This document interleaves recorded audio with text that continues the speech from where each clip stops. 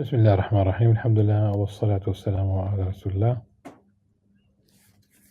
We continue reading from Imam Al-Ghazali's Jawahir al-Qur'an, the jewels of the Qur'an. This is the third session. We have reached the aims of the Qur'an and its variables out of 6 kinds. The secret of the Qur'an, Imam Al-Ghazali says, the secret of the Qur'an, its purest pith, اللباب الأصفى أو لباب الأصفى, and its ultimate aim consists in calling people to God.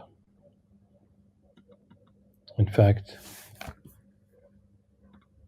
the prophets, the messengers of Allah subhanahu wa ta'ala, in the Quran, that's their essential, simple but profound message.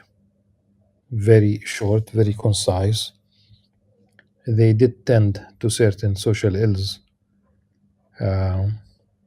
but the message in the Quran associated with the prophets, أَنْ اعْبُدُوا اللَّهَ مَا لَكُم مِّنْ إِلَٰهٍ غَيْرُهُ, do worship Allah subhanahu wa ta'ala, you have no other God. So calling people to God, the most powerful, the Lord of this world and the hereafter, the creator of the heavens above and the layers of earth below, and of whatever is between them and whatever is under the moist subsoil. وَمَا تَحْتَ الثَّرَى. For this reason, the surahs of the Quran and its verses are limited to 6 types, of which 3 are precedents and important principles, and of course the remaining 3 follow them. The remaining 3, they follow them, they augment the first 3.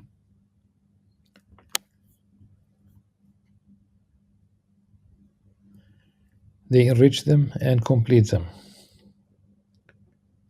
As to the 3 important divisions, they concern the definition of God to whom men are called, the definition of the straight path, perseverance in which is required in advancing towards Him, and the definition of the condition at the time of attaining to Him. As to the 3 divisions which enrich them and complete them, one describes the conditions of those who answer to the call of God, and His delicate dealings with them, the secret and the purpose of this being to excite in others a desire for the attainment of these conditions, to motivate them, and to encourage them to it. It also describes the conditions of those who shrink from answering to the call, and the manner of the separation and punishment of them by God. The secret and the purpose of this being to provoke consideration and fear.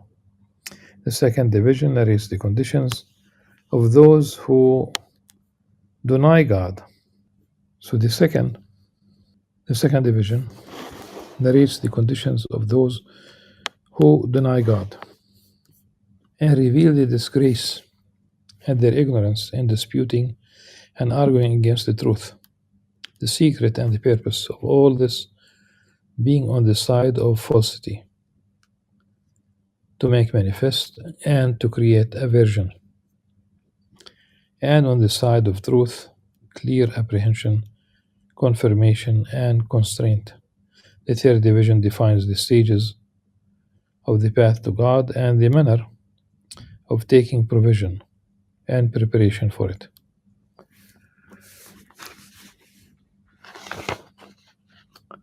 An explanation of the 6 aims of the Quran.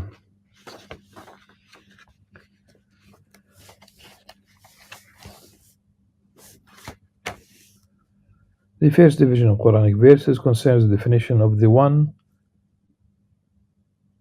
of Allah subhanahu wa ta'ala, to whom men are called.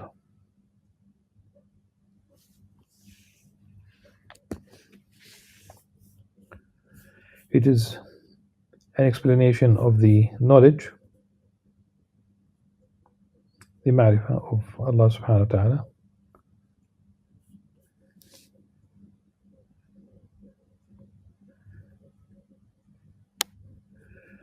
One should add that معرفة ذات الحق تبارك وتعالى معرفة ذات الحق.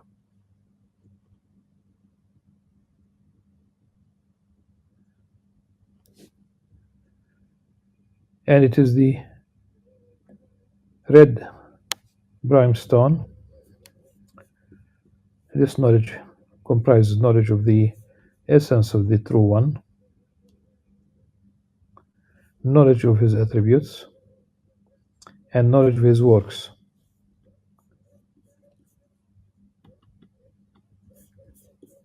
Knowledge of His attributes, knowledge of His works.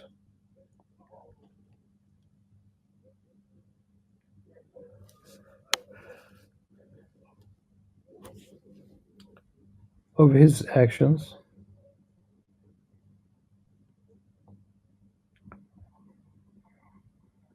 and these three are to be called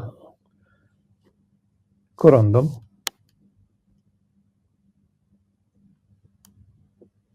since these are the most special of the benefits derived from the red brimstone.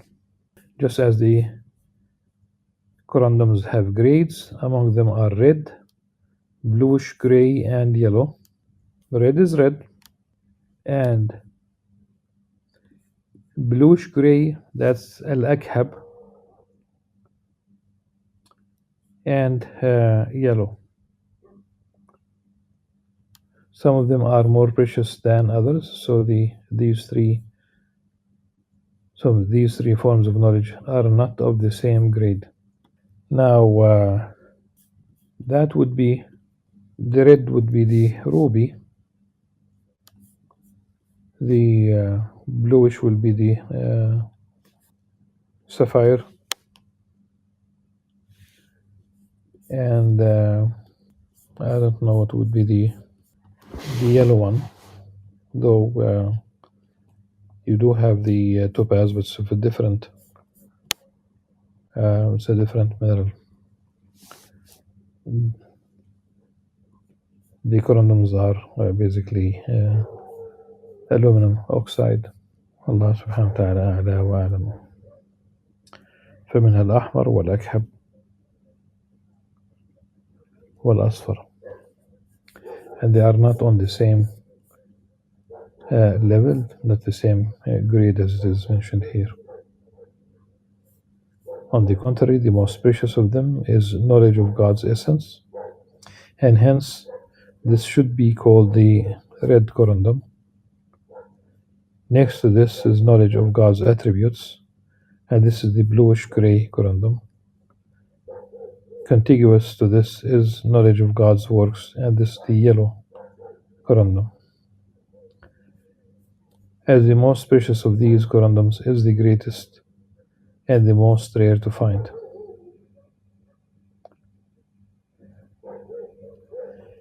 And because of its rarity, even kings can only get possession of a little of it, whereas they may sometimes gain much of what is inferior to it.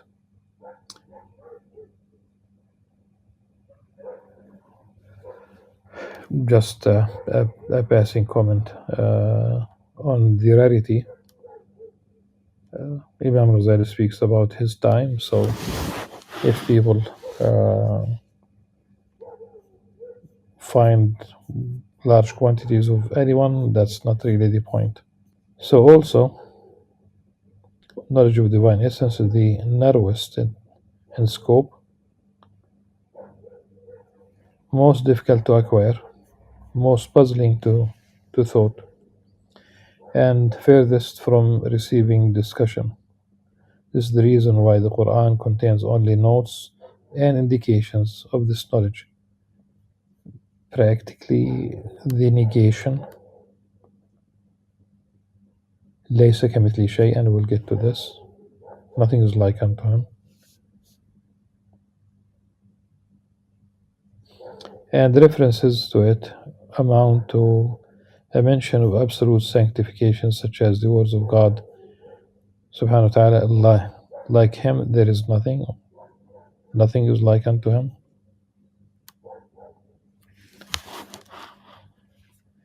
And the surah of sincerity, Surah Al-Ikhlas, also it has negation. Lam yalid wa lam yulad wa lam yakul lahu kufuwan ahad. These are negations. And B, the mention of absolute greatness, such as his words, glory be to him, high be the exalted above that which they, meaning the polytheists, describe of him, the originator of the heavens and the earth. Subhanahu wa ta'ala amma yasifun, badi'u as-samawati wal ard. As to the divine attributes, their scope is wider, and the griddle of speech concerning them is broader. This is the reason why the verses describing divine knowledge, power, life, speech, wisdom, hearing, seeing, and so on are numerous.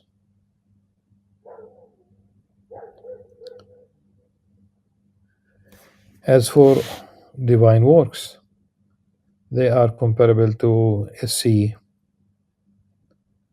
the shores of which are very broad, and the bounds of which cannot be ascertained by inquiry.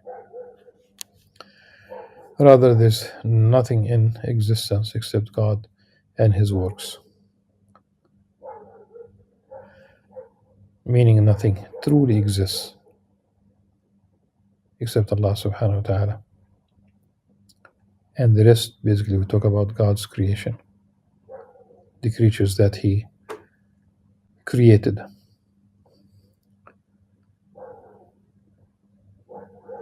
So do not use anything of His creation and attribute it to Allah subhanahu wa ta'ala, including space and time. All that exists besides Him is His works. The Qur'an, however, includes the obvious of them, existing in the visible world, such as the mention of the heavens, the stars, the earth, mountains, trees, animals, seas, plants, sending down of sweet water from the clouds, and all other means of maintaining plants and other forms of life. Sweet water, simply, it's not really, it doesn't include any impurity, no salt, no impurity.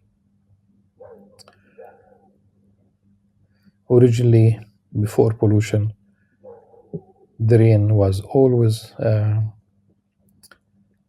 drinkable. And just think today of acid rain, if you will, how much we have polluted our earth, and there is no other earth for us. All this talk about the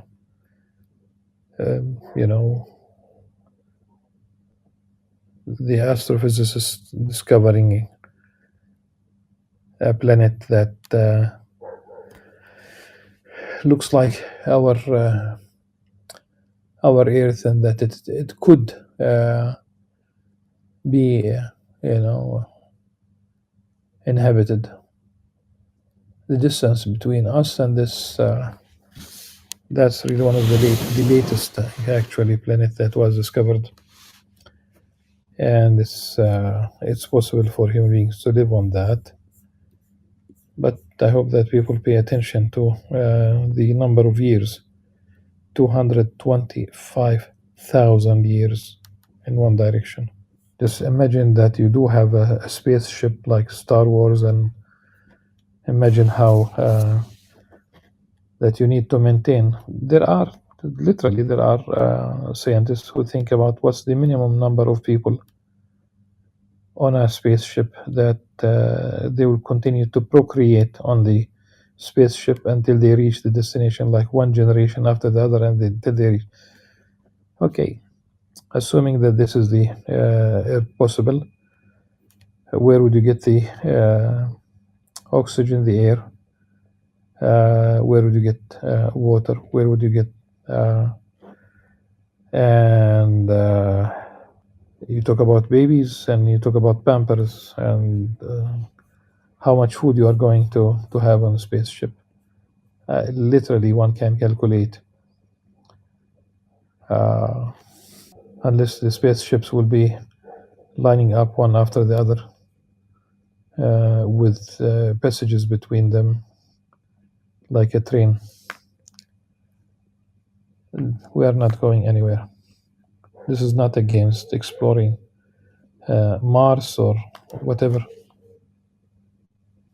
If you could send 8 people to Mars, that's literally 1 in a billion. We are 8 billion at this stage on Earth, and if you send 8, just think, is if it's possible.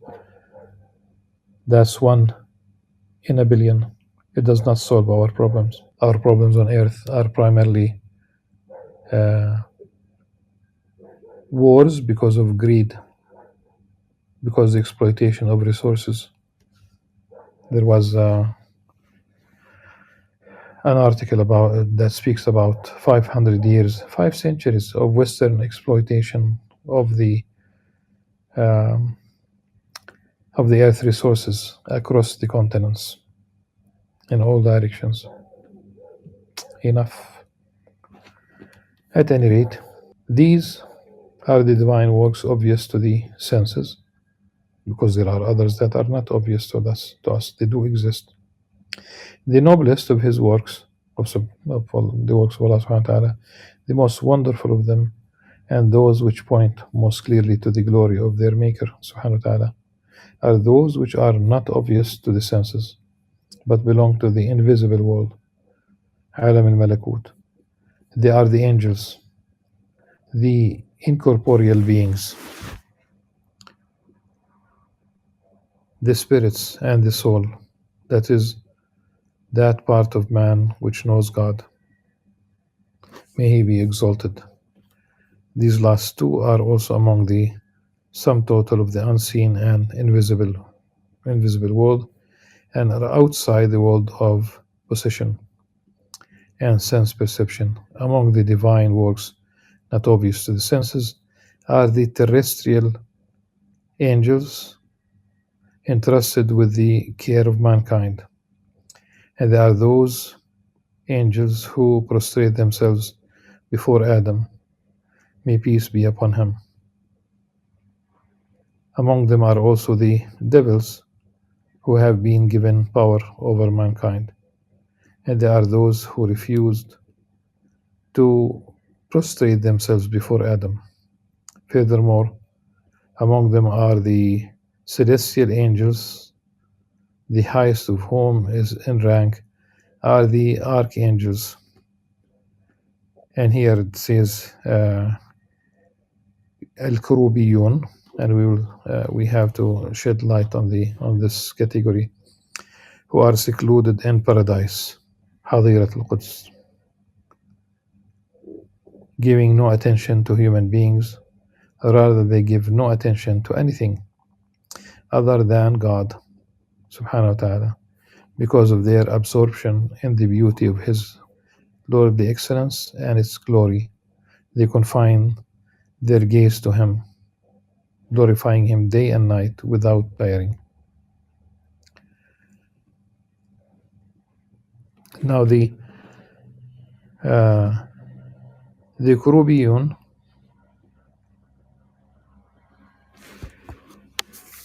there are no sound traditions. The word does not, of course, exist in the Quran. It does not exist in a sound tradition. Okay, they don't.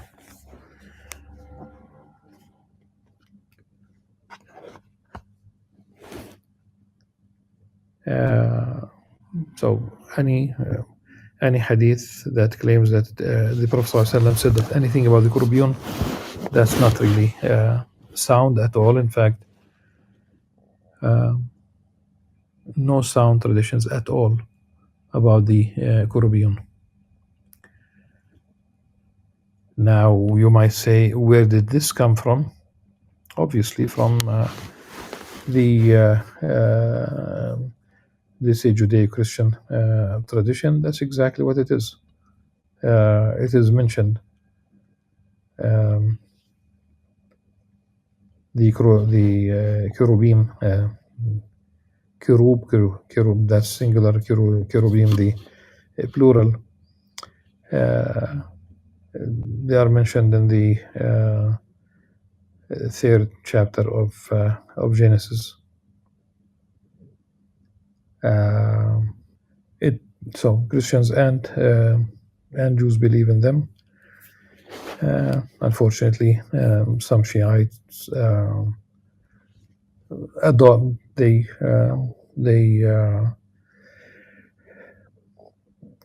have a tradition that the Qur'an are part of the Shiites, which is go and figure out how they could include the Qur'an in the Shiites. Then we have, of course, Imam Ghazali says that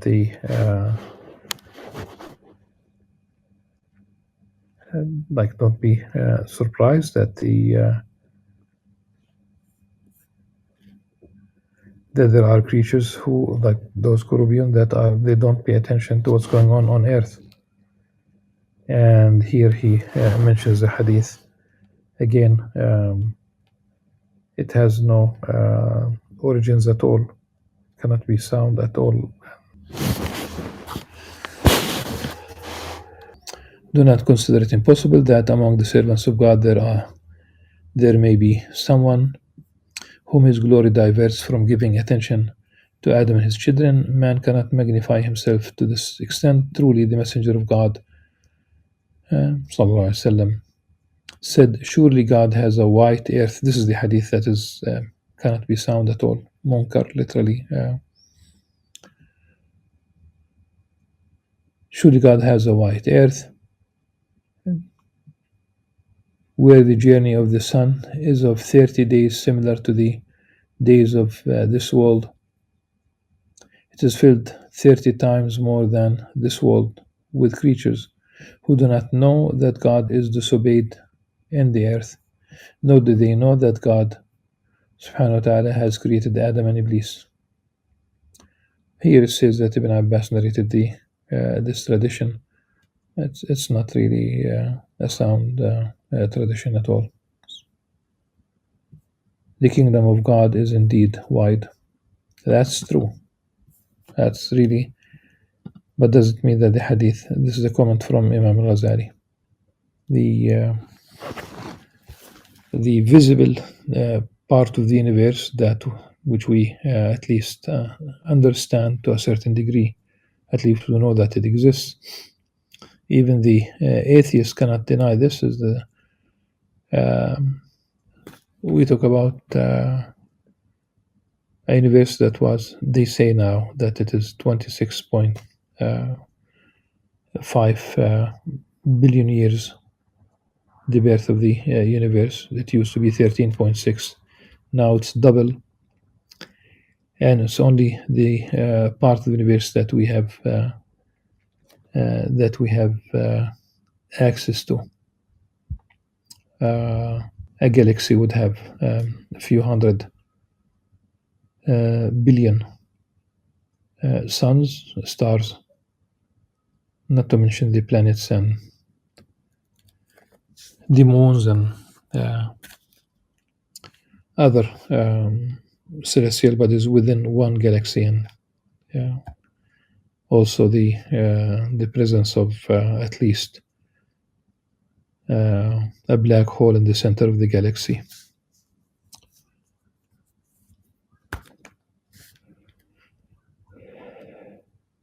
So this is about Alam al-Mulk. mind يعلم الملكوت.